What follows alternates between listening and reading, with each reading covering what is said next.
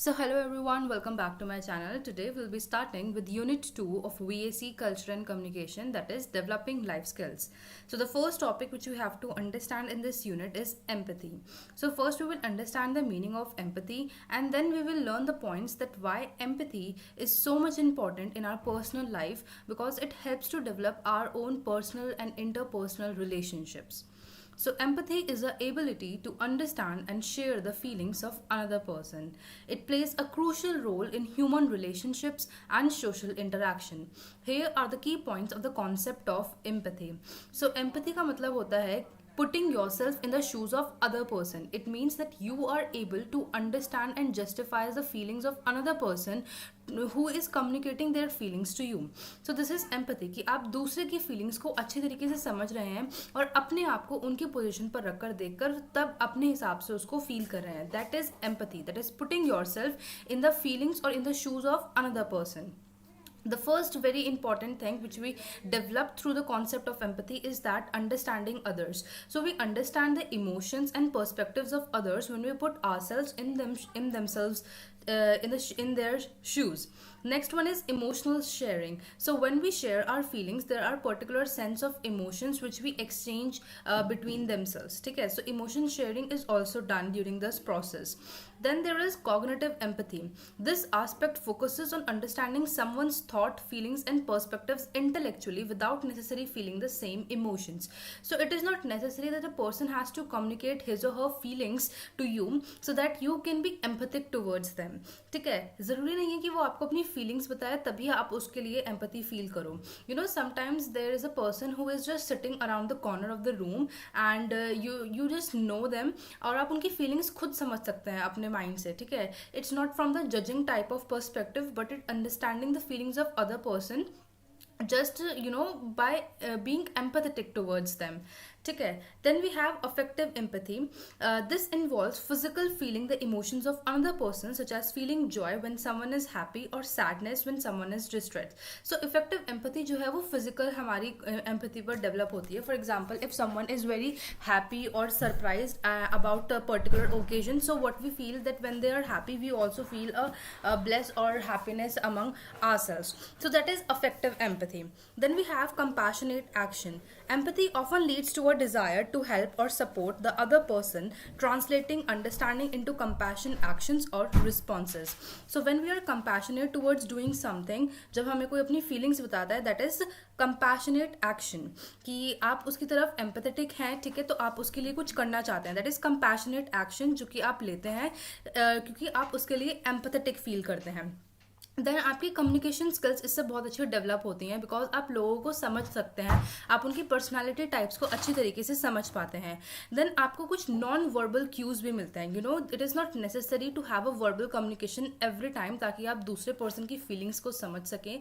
आप कभी कभार उनके पॉस्चर्स को देखकर, उनके फेस एक्सप्रेशंस को देखकर भी उनकी फीलिंग्स को समझ सकते हैं और उनकी तरफ एम्पैथेटिक फील कर सकते हैं.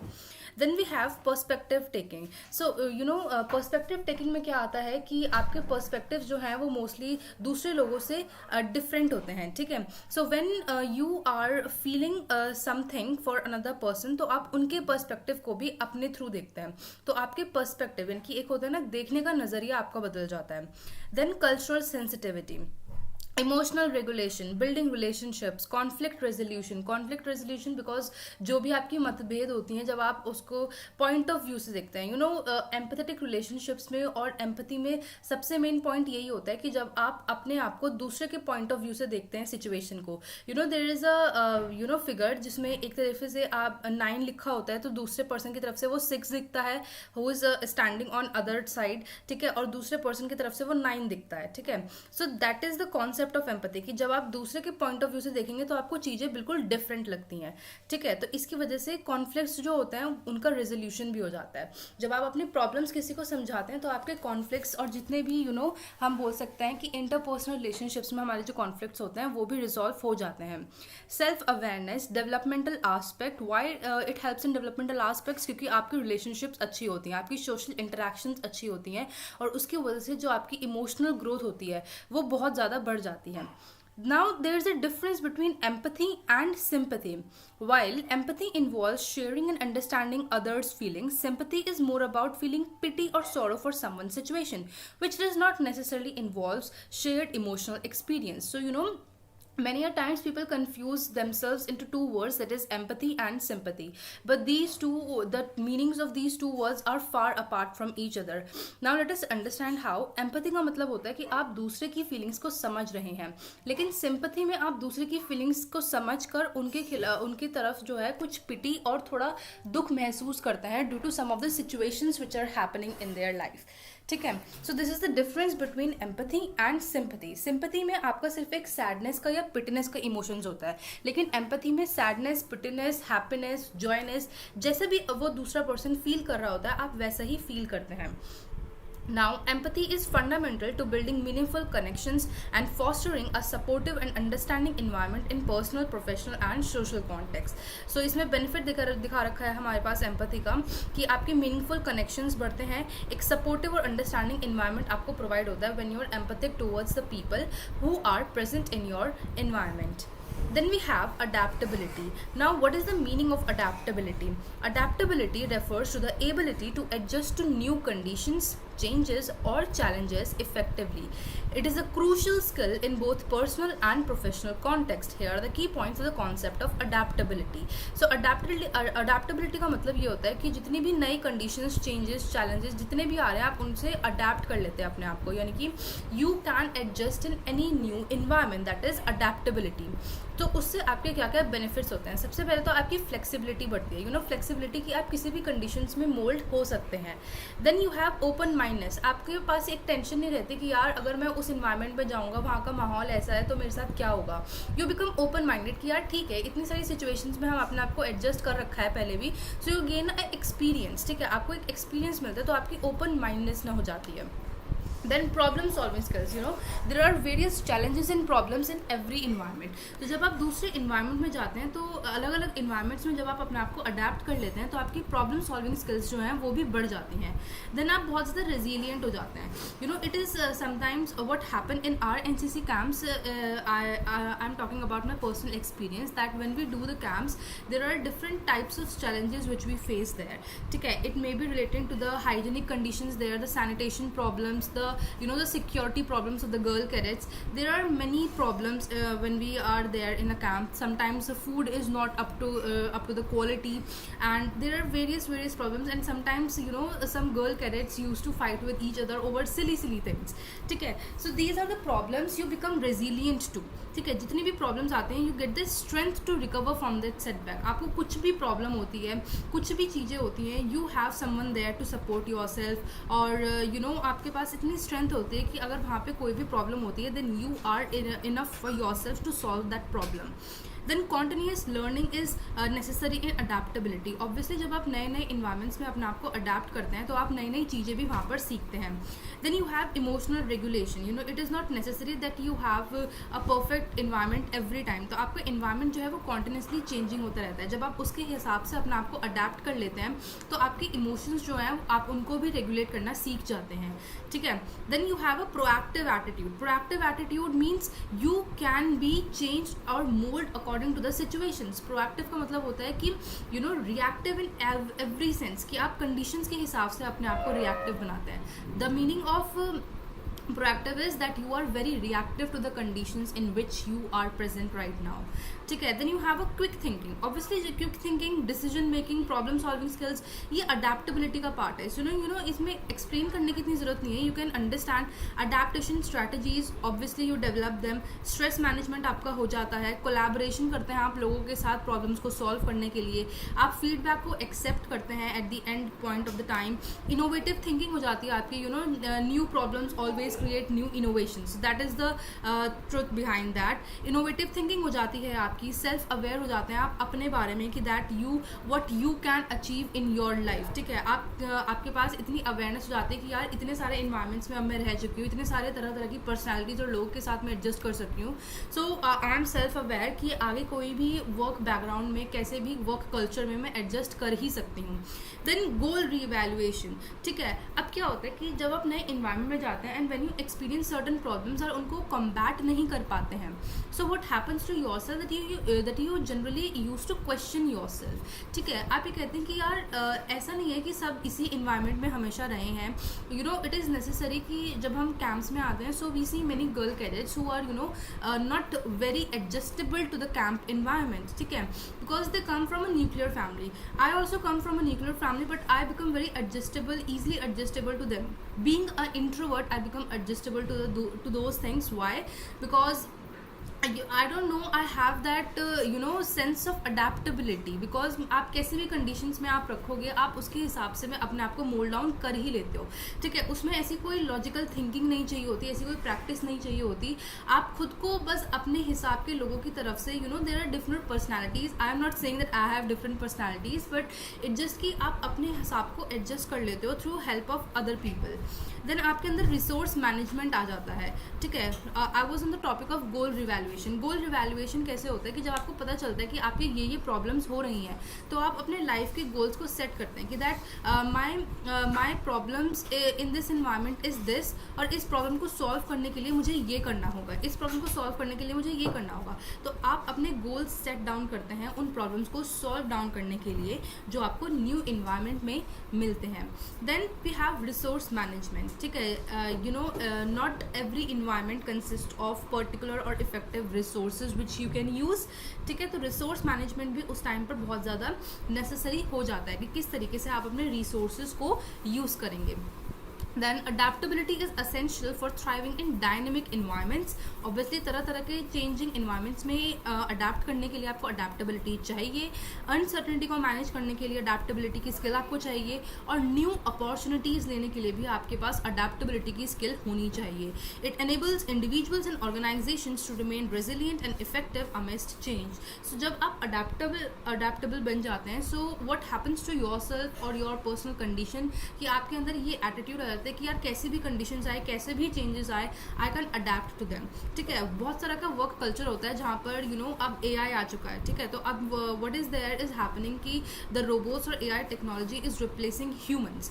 सो वो भी हमारा एक पार्ट ऑफ चेंज है सोसाइटी का। तो उस चेंज को एक्सेप्ट करना और उसके अकॉर्डिंग अडेप्ट करना is the concept of adaptability, ठीक है।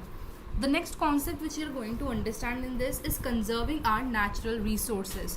Now, conserving natural resources involves protecting and managing the earth's resources to ensure they are available for future generation and to maintain ecological balance. So, the meaning of conserving natural resources कि हम अपने earth के resources को protect और manage कर रहे हैं इस तरीके से कि वो future generation के लिए available हैं और हमारी society में एक ecological balance बना हुआ है। सबसे पहला आता है सस्टेनेबल यूज़। आप अपने नेचुरल रिसोर्सेज को इस वे में यूज़ करिए कि आपकी आने वाली फ्यूचर जनरेशन जो है वो भी इन रिसोर्सेज को यूज़ कर सके। आपको रिसोर्स मैनेजमेंट करना पड़ेगा। इसमें क्या होता है, इसमें बहुत तरह के मैनेजमेंट स्किल्स चाहिए होती हैं, planning, organising and controlling the things. So जब आप अपने रिसोर्सेज को मैनेज करते हैं you always conserve your natural resources. Reduce, reuse, recycle, that is the 3 R's which we are studying from the very start of our environmental sciences. Then we have energy efficiency. So energy efficiency is that हमारे बहुत तरह के renewable और non renewable fuels होते हैं, ठीक है, renewable और non renewable energy. So energy efficient आपको इस वे में बनना है कि कम से कम एनर्जी में आपका ज़्यादा से ज़्यादा काम हो। Then we have water conservation, you know the concept, ठीक है। Then we have habitat protection. Now whose habitat protection? Obviously the habitat protection of those species जिनके लिए उनका जो इन्वायरमेंट है या फिर उनकी जो होम डाइवर्सिटी है वो कोलैप्स हो रही है ड्यू टू अर्बन स्प्रॉल, ठीक है। Then we have pollution prevention, किस तरीके से आप पॉल्यूशन को प्रिवेंट कर सकते हैं, being it any type of pollution, air pollution, water pollution and soil pollution. Forest conservation, the techniques of afforestation, sustainable logging practices, everything. Soil conservation, climate change mitigation, आप climate change को कैसे देख सकते हैं, biodiversity conservation, education and awareness about the natural resources conservation, innovation and technology को develop करना ताकि आपका इन्वायरमेंट भी हार्म ना हो और आपका काम ज़्यादा से ज़्यादा हो सके। Legislation and policy, obviously legislation and policy is a part of the thing which can be enforce by the government. तो गवर्नमेंट को ऐसी रूल्स रेगुलेशंस प्रोग्राम्स बनानी चाहिए जिसके अंदर लोगों के अंदर अवेयरनेस भी हो अपने नेचुरल रिसोर्सेज के लिए और साथ ही साथ वो मोटिवेट भी हो अपने रिसोर्सेज को प्रोटेक्ट करने के लिए।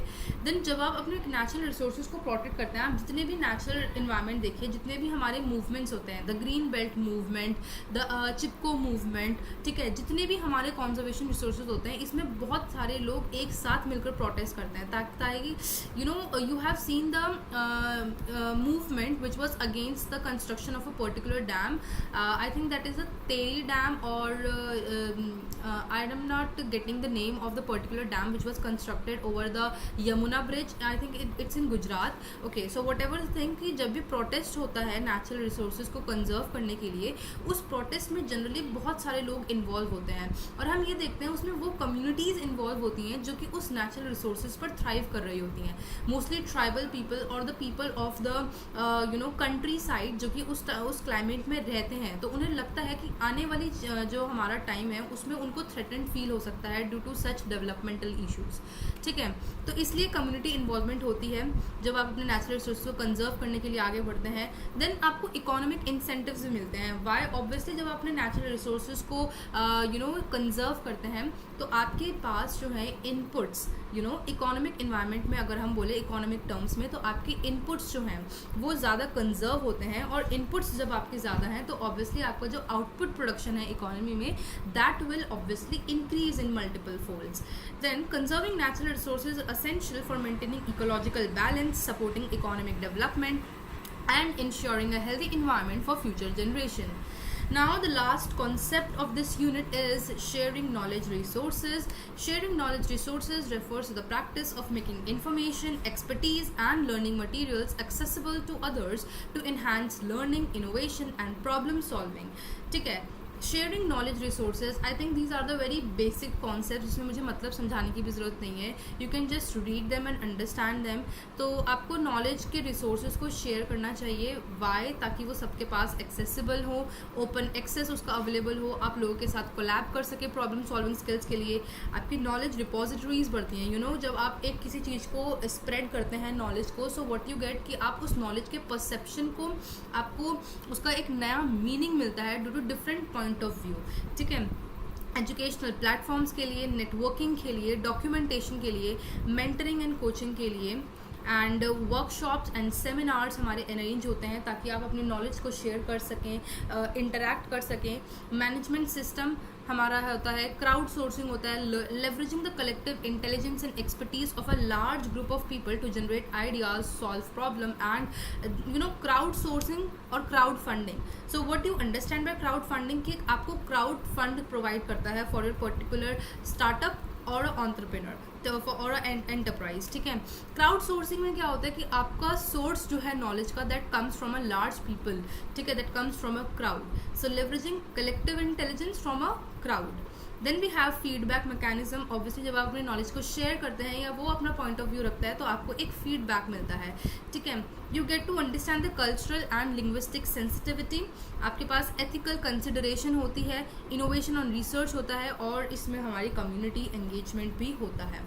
Now sharing knowledge resources helps to foster a culture of learning, collaboration and innovation, leading to more informed decision making and improved outcomes in various fields. तो जब आप अपने नॉलेज रिसोर्सेज को शेयर करते हैं तो आपके अंदर एक कल्चर डेवलप होता है लर्निंग का, कोलैबोरेशन का और इनोवेशन का, और उससे क्या होता है कि आप बहुत ही अच्छे इन्फॉर्म्ड डिसीजन मेकिंग कर सकते हैं जिसके आउटकम्स आपके वेरियस फील्ड्स में ही, तरह तरह के फील्ड्स में अच्छे होते हैं। So I think this is it for this video. I hope you're able to understand the concept, and thank you so much for watching this video.